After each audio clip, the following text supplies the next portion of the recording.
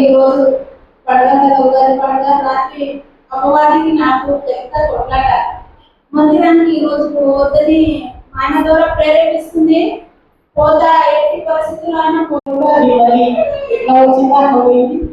దేవుడు మా పిల్లల్ని మా కుటుంబాన్ని ఎంతో కాపాడుతున్నాడు.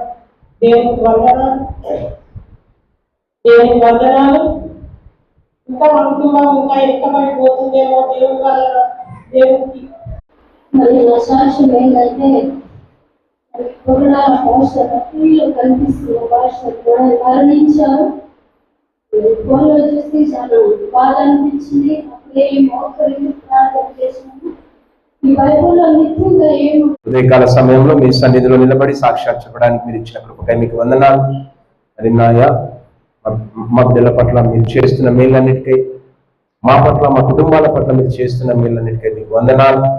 మరి భయంకరమైన ప్రమాదంలో నుండి దేవా మరి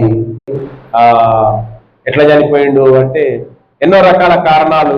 కొంతమంది యాక్సిడెంట్ అంటున్నారు, కొంతమంది చంపినరు అంటున్నారు, కొంతమంది ఎన్నో రకాలుగా మాట్లాడుతున్నారు. మనకైతే తెలియదు.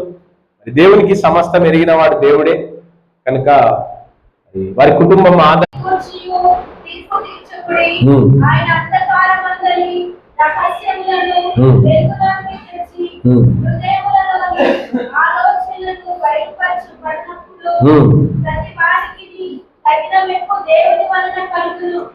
ఆ మీటింగ్ లా అమ్మా మనకు క్రైస్తవ అందరు ఏమంటారు? వేల మంది లక్షల మంది వచ్చిండ్రు, బానే, నేనేం కాదంట.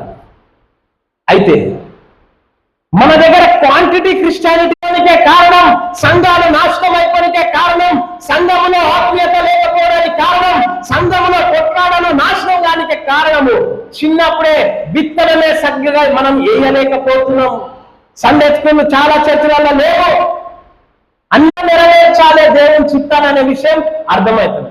ప్రవీణ్ పగడాల గారంట అమెరికాలో ఒక పెద్ద ఇల్లు కొన్నాడంట. అమ్మా వింటున్నారా?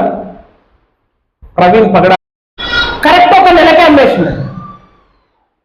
వింటున్నారా? ఒక్క నెలకే అమ్మేసిందంట.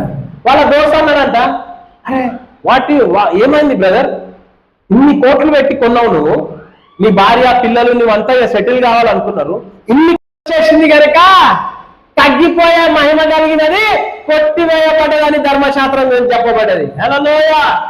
క్రీస్తులో నూతన సృష్టిగా నీవు నేను మన శత్రువులందరినీ మనం క్షమించుదుము గాక. హల్లెలూయా. దేవుని మహిమ కొరకు